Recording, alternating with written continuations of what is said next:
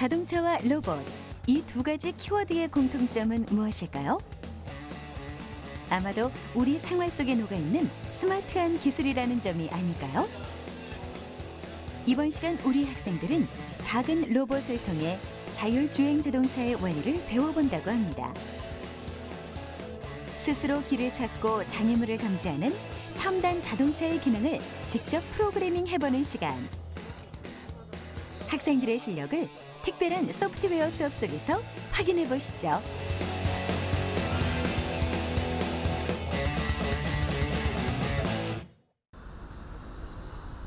이번 시간에 찾아온 곳은 서울시 동대문구에 위치한 대광고등학교인데요.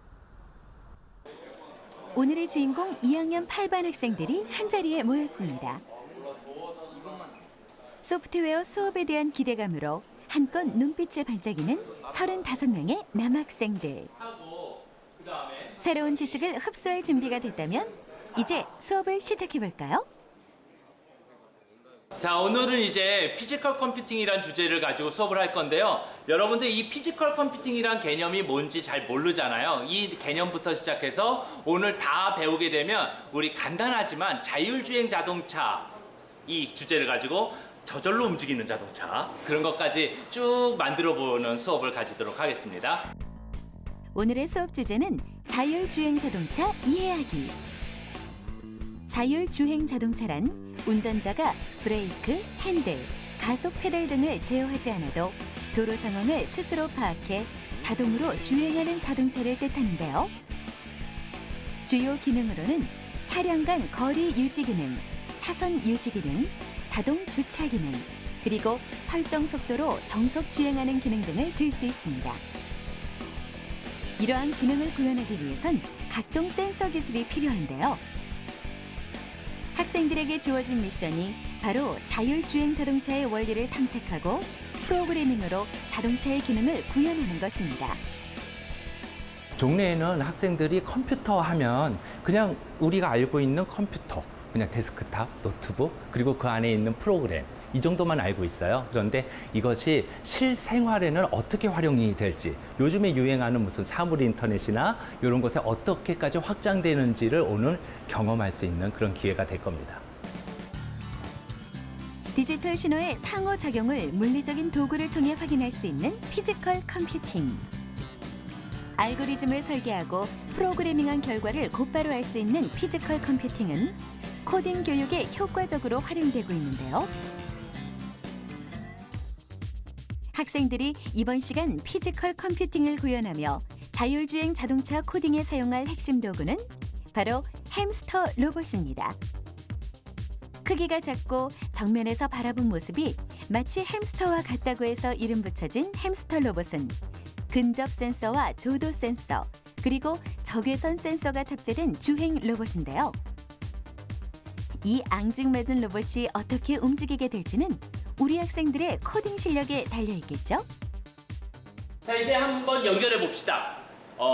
본격적으로 연결해 볼 텐데 이제는 여기 있는 거를 켜세요. 이렇게 띵 키면 여기, 그리고 블루투스 그 조그만 거 있지?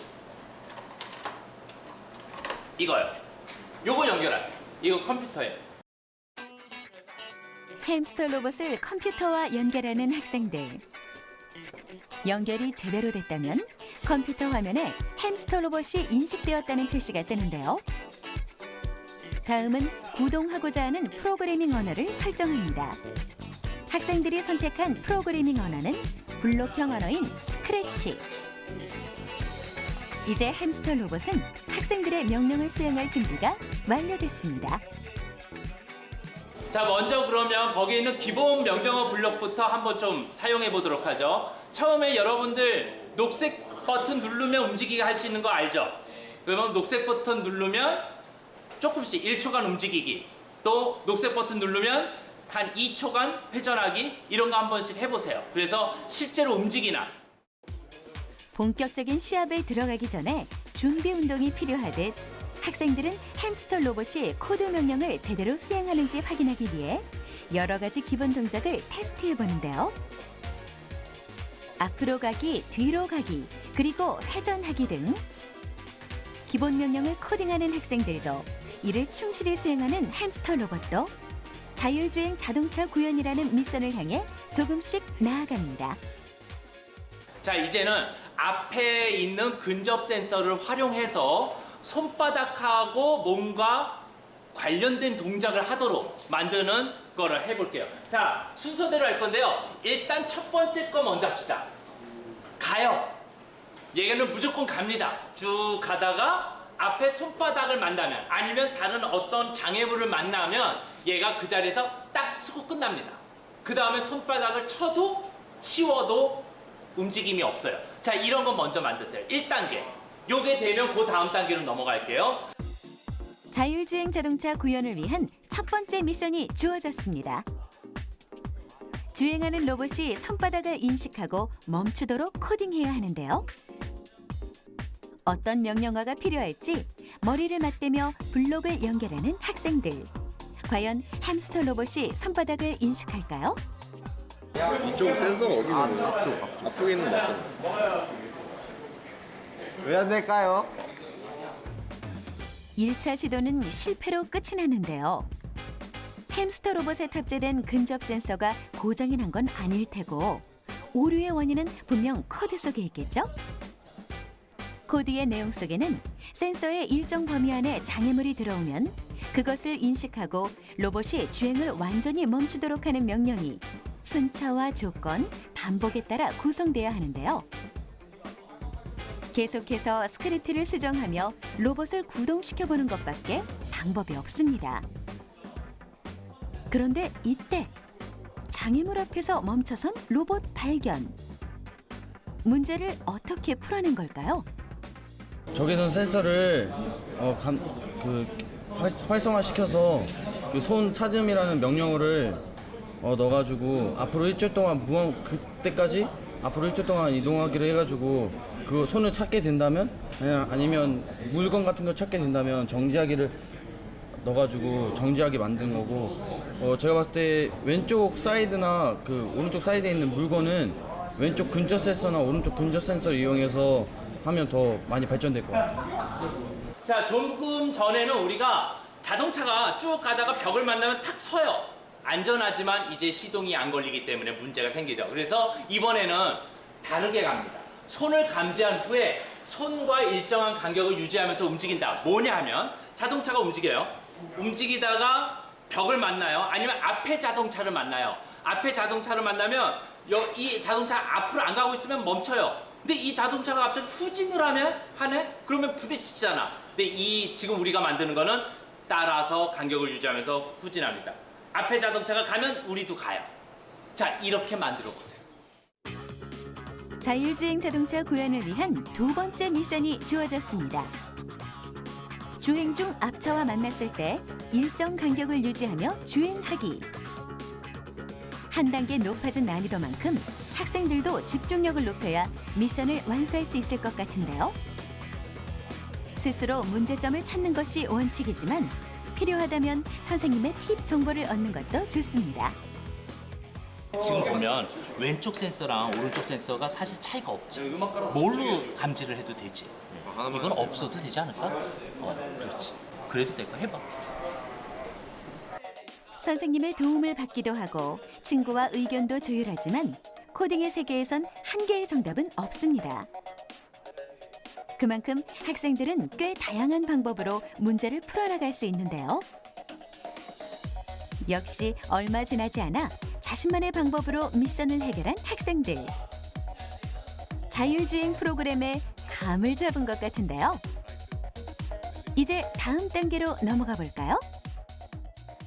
지금 이제 여러분들이 자율주행 자동차는 기초적인 걸 만들었어요. 그쵸? 이번에는 좀 다른 걸 해봅시다. 완전 자율은 아니고요. 이제는 원격지에서 조종이 되는 자동차를 이제는 만들어보자 라는 거죠.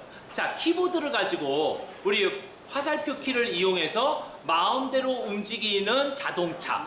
원격에서 스마트폰으로 내 자동차 내 자리로 와라. 주차장에 있네? 어떻게 연결하면 되게 편할 수도 있겠죠. 자, 그런 것들을 한번 만들어 보도록 하죠. 이번 미션은 원격으로 햄스터 로봇 조종하기. 마치 영화에 나오는 장면처럼 멀리서도 자동차를 자유롭게 제어하는 원격 조종 기능을 구현해 보려고 하는데요. 학생들은 키보드 방향키를 사용해 로봇을 제어할 수 있도록 프로그래밍을 시작합니다.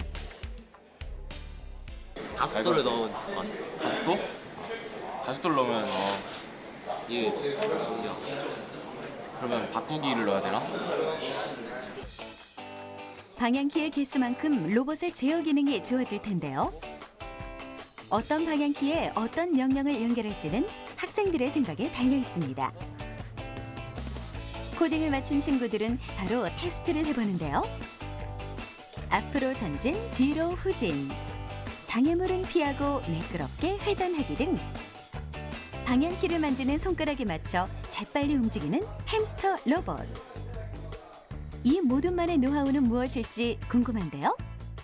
저희 조는 바꾸기를 넣어서 처음엔 느리게 가면 재미가 없으니까 좀 더 빨리 스릴감을 느끼기 위해서 그렇게 바꾸기를 넣게 됐어요.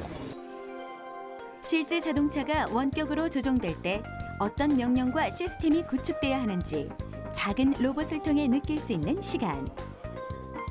자율주행 자동차의 기능을 하나씩 구현해낼수록 학생들의 프로그래밍 손길에 가속도가 붙는데요. 이쯤 되니 다음 미션이 궁금해집니다. 자, 이번에는 우리가 라인 트레이서라는 걸 한번 만들어 볼 거예요. 라인 트레이서라는 거는 흔히 로봇들 가지고 만들 때 굉장히 많이 하는 작업 중에 하나예요. 그리고 가지고 있는 매직펜으로 라인을 그려주고 그 라인을 잘 쫓아가게끔 한번 여러분들이 프로그램을 만들어 보세요. 자율주행 자동차 구현을 위한 로봇 제어 미션. 이번에는 또 다른 기능을 익혀보겠습니다. 바로 라인 트레이서 코딩하기인데요. 학생들은 로봇에 장착된 바닥 센서를 활용해 로봇이 라인을 따라 지그재그 형태로 주행할 수 있도록 알고리즘을 설계해야 합니다. 이거 파란색이 아직 없는데 검은색하고 하얀색. 이거 검정색 없으면 그걸 한번 테스트 해봐야지. 일단 검정색으로 해봤을 때 파란색이 되는지 안 되는지, 아니면 꼭 색깔 말고 이것은 여기서 마련해 준 거잖아. 마련해 준 거 말고 다른 쪽으로 감지할 수 있는 블럭 없는지 또 찾아보고 해서 이리저리 확인하다 보면은 제일 너가 구현하고 싶은 거, 제일 맞는 걸 찾을 수 있을 거야.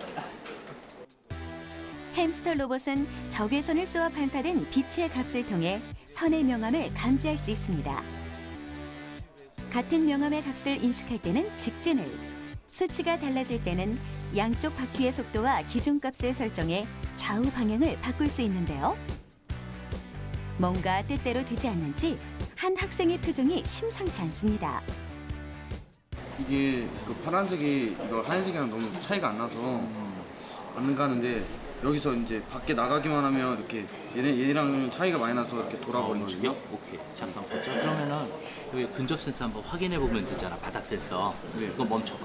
자, 오케이. 자, 보면 지금 여기 100이고 80. 네. 한 20 정도 차이 나네. 그치? 네. 근데 그 20 정도면 차이를 별로 인식 못 할 수 있으니까 그러면 잠깐 파란색 이러니까 검정색 한번 찾아볼까? 검정색 보면 운동체가 뭐 검정색 보면 근접 센서 여기 지금 몇이야? 하얀색은 100이고 네. 검정색 몇 나오니? 28이에요. 그러네.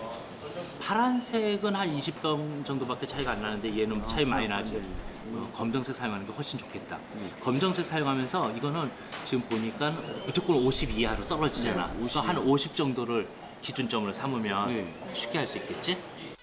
로봇의 기계적 요소나 센서의 활용 등 장치의 구동 조건을 재빨리 파악하는 것도 프로그래밍 실력에 포함되는데요. 명암의 구분이 확실하도록 색을 바꾸고 센서의 반사값을 재설정하자 라인을 따라 주행하는 햄스터 로봇. 프로그래밍 성공입니다. 좀 센서의 문제이기도 하지만 그 센서 값이 너무 미미해서 좀 생각이 좀 많이 했던 것 같아요. 해결하니까 좀 어떤 것 같아요? 해결하니까 센서 값이 변하는 게 너무 신기했고 이런 색은 이런 색은 이런 값이 나오고 저런 색은 이런 값이 나오는 게 너무 신기했어요. 라인의 한쪽 경계를 따라 주행하는 방식부터 일직선으로 주행하다 로봇이 라인을 벗어날 때 방향을 전환하는 방식까지 학생들이 고민한 만큼 다양한 알고리즘의 라인 트레이서가 완성됐습니다. 평소에 정보 시간에 배웠던 것들을 실제로 할 수 있어서 되게 신기하고 특별한 경험이었던 것 같고요. 앞으로는 이 햄스터롯으로 연습을 더 한 다음에는 더 좋은 기계들로 직접 해보고 싶은 마음이 생겨서 좋았던 기회였던 것 같습니다.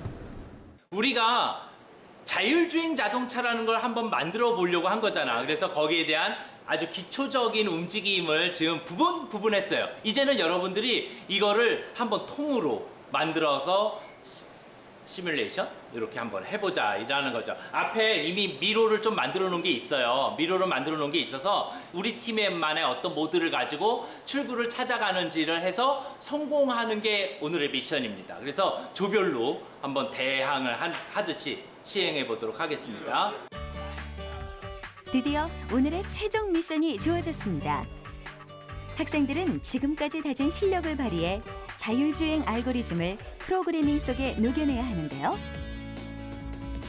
아이디어를 모을수록 선명해지는 모든만의 특별한 전략, 살짝 들어볼까요?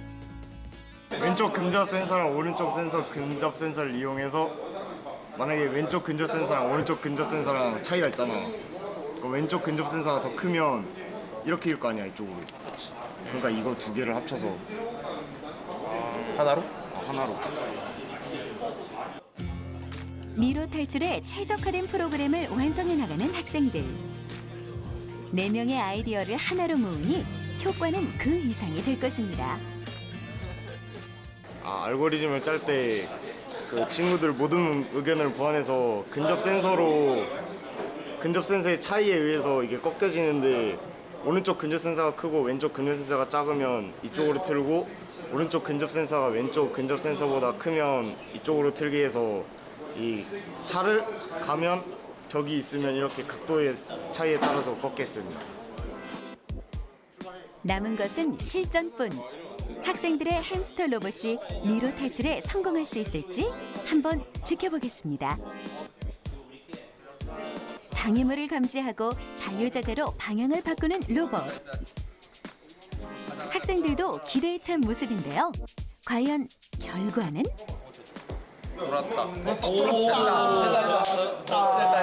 근데 저기야.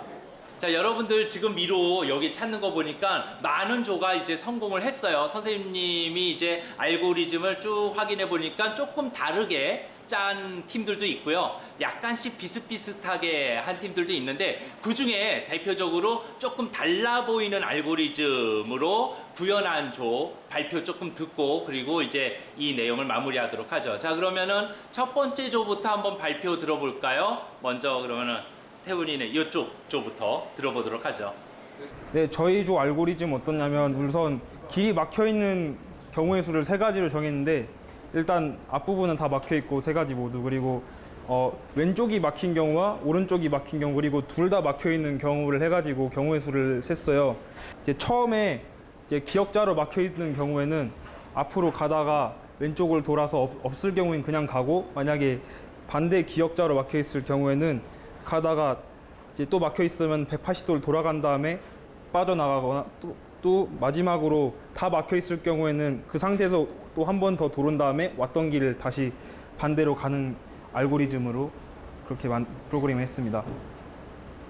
일단 저희는 근접 센서를 이용해서 알고리즘을 짜봤는데요. 맨 처음에 회전을 할 때는 오른쪽 근접 센서의 값이 그 왼쪽 근접 센서의 값보다 큰 경우에는 오른쪽 그 바퀴를 더 많이 회전시켜서 왼쪽으로 이동하게 했고 그 같은 방법으로 오른쪽 근접 센서보다 왼쪽 근접 센서의 값이 더 크면은 왼쪽 바퀴를 더 많이 회전시켜서 그 오른쪽으로 가게 했고요. 가다가 그 장애물에 막혔을 때는 그때 왼쪽으로 반바퀴를 회전해서 빠져나가는 형식으로 알고리즘을 작성했습니다. 미로 탈출이라는 동일한 환경 속에서 서로 다른 알고리즘을 선보인 학생들. 학생들이 사고하는 방식과 이치에 맞게 판단하는 힘은 문제 해결이라는 결실을 이루어냈는데요. 나의 생각을 컴퓨터의 언어로 표현하고 현실로 구현해내는 것. 이것이 바로 프로그래밍의 묘미가 아닐까요? 오늘 피지컬 컴퓨팅을 하면서 뭐를 여러분들이 하나를 얻어갔으면 좋겠냐면 기본적으로 우리가 컴퓨터만 가지고 그 안에서만 막 뭔가를 했었잖아. 그런데 이게 우리 실생활로 어떻게 적용되는지 진짜로 우리가 움직이는 거 오늘 다 봤죠? 이런 것들처럼 실제로 실생활에서 얼마든지 응용할 수 있는 방법이 있다. 소프트웨어를 그렇게 활용할 수 있다라는 정도는 알아뒀으면 좋겠어요. 오늘 여러분들 여러 가지 활동하느라고 수고 많았습니다. 자, 우리 자축하는 의미에서 박수.